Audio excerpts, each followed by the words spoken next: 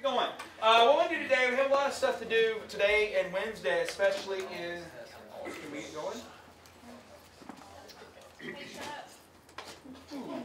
Now people in New Zealand are going to go, shut up. Hey, you put your phone away too. Seriously, front row? Oh, all right. All right, so we're going to look at traits of mammals and primates to see where this is headed. So last time we saw we can group organisms together based on overall similarities, and we said we can do this in a theory-independent way. We can then use these overall similarities to predict other similarities.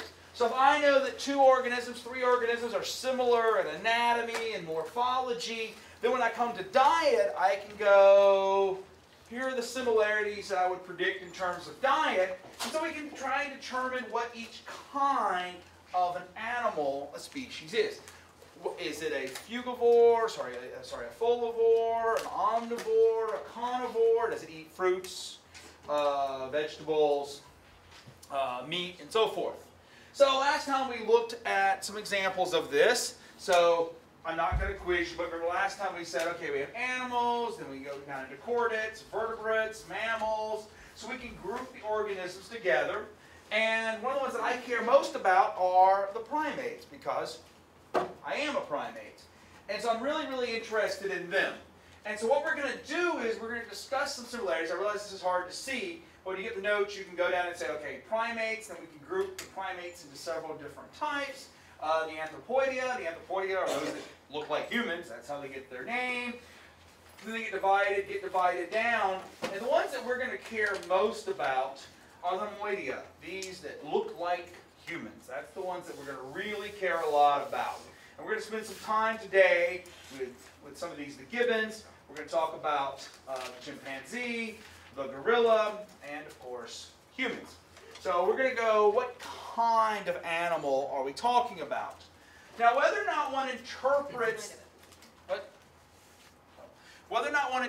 the similarities between the animals as a symbol of relationship, which is going to be the one explanation we're going to discuss in a later lecture, or just in terms of similarity. It does not really matter at this point, as long as we say, well, when we look at various primates, such as the gibbons and orangutans, we find some similarities amongst those groups. But the orangutan is actually probably more similar related to primates that are more like gorillas. In fact, biologically, the orangutan and the gorillas are more closely related.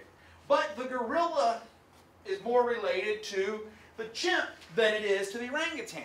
So if I'm wanting to make predictions about the behavior, the morphology, the anatomy, I would say, well, all of these have an overall similarity.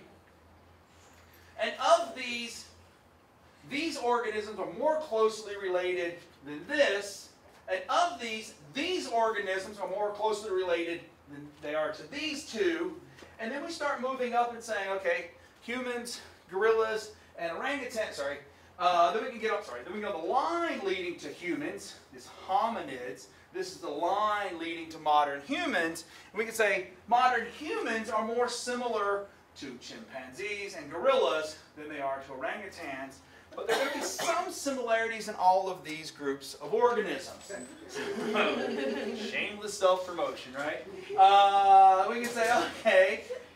Oh, it's kind of weird. Like, if chimpanzees could talk, they're probably like Bob's the representative chimp. You know, like they're probably as disappointed as y'all are that I'm the representative human, right? They're like, oh, how did he get picked? He's crazy.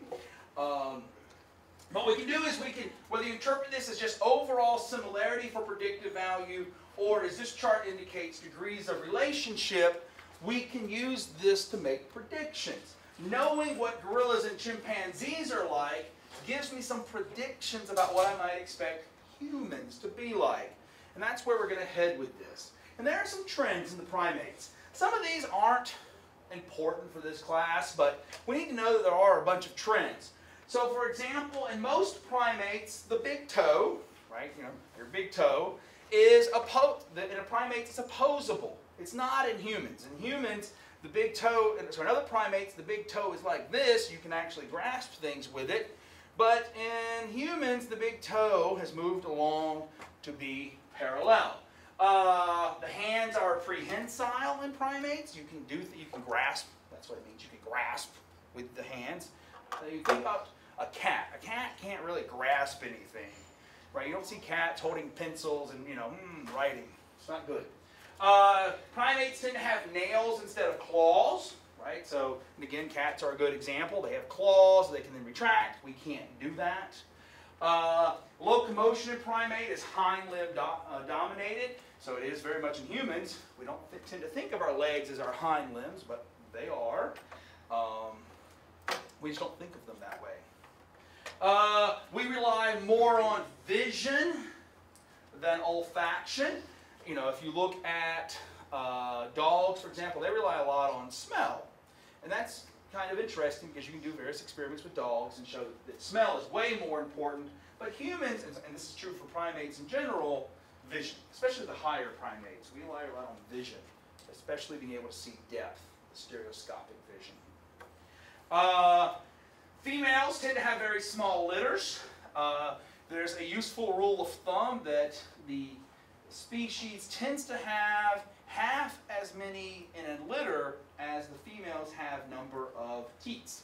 We don't think of them that way, but if you think most females have 2 breasts and have 1 child at a time. And so it's a nice correlation. And also there's a lot of post-utero development. That is, in primates, the offspring tend to be born fairly immature, and in humans this has been taken to a massive degree. But primates tend to have a lot of post-utero development, or we call it learning. There's also biological development, but we also learn. Like if you look at, say, a mountain goat, right? What can a mountain do like 2 minutes after it's born? Well, yeah, it can run, it can walk, it can do goat things. I don't know what goat things are, but I guess they can gruff. Right? That's the only thing I know about goats. But humans cannot, and neither can chimps. We have a relatively larger brain, primates in general, and humans in particular, but we have a relatively larger brain than you would expect. And what's going to be of great concern for this class, no surprise, primates are social. Primates are social creatures. And this is going to allow us to make a lot of predictions about what to expect in primates, especially this sociality. We're going to spend a long time with that. So it's not just psychological stuff. There's anatomical features that make a primate a primate. So what I want to do is I want to turn my attention to these last 2 today. The brain size and sociality. We're going to look at how sociality influenced primate evolution. This is actually cool. There's a lot of stuff here that you probably haven't thought of, but once you do, it gives a perspective on social behavior that I think is worth us considering. So how sociality influenced? Well, primates have to worry about a lot of predators. We don't tend to think about it that way, but if you would like to understand what this means, go out into the woods by yourself. And there'll be warnings saying bears, right? Because if you're in the woods and it's you versus bear, guess who's going to win? Bear. Bear. That's totally fine. No, totally fine. Totally fine. Totally fine. All right. So okay, we have to worry about crocodiles, for example. Interesting little mnemonic here. There are no alligators in Africa, so the A's don't go together. They're only crocodiles. So anyone see like there's a village somewhere where a crocodile has like killed 15 people. Just keeps going and taking little kids and eating them. All right. Snakes. What are the predators? Lions and cheetahs. So we have to worry about a lot of predators. So just intuitively, how might sociality help you escape predators? More people to look out. Warn each other. Yeah, there's more people to look out and warn, so you can detect, right? So we're going to go, there are really 3 things. Y'all gotten one of them. The detection and the warning is one of the things we're going to look at. There are really 3 reasons that are often given.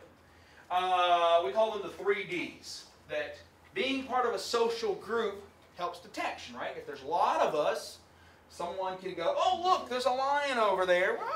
Or look, it's a bear, and as long as I run faster than you, I'm safe, right? That's part 1.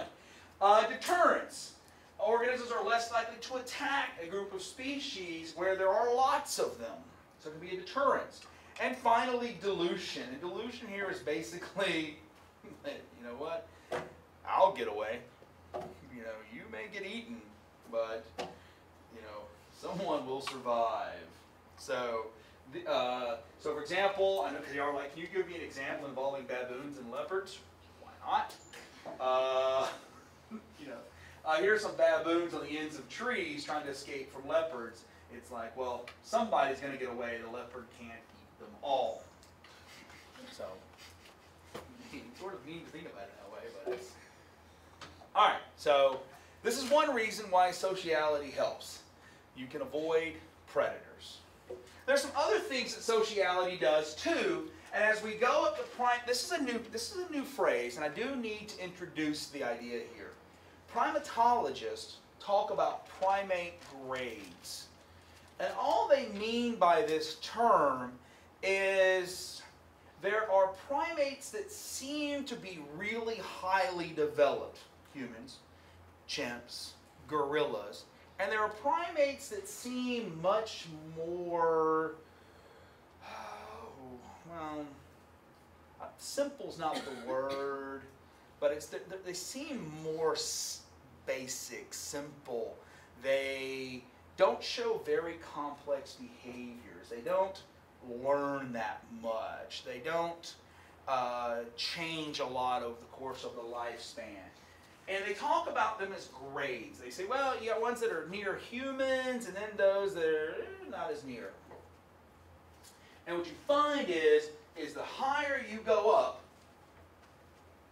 the more social you get, the more sociality matters. And this is really, really going to influence our behavior. Really, really.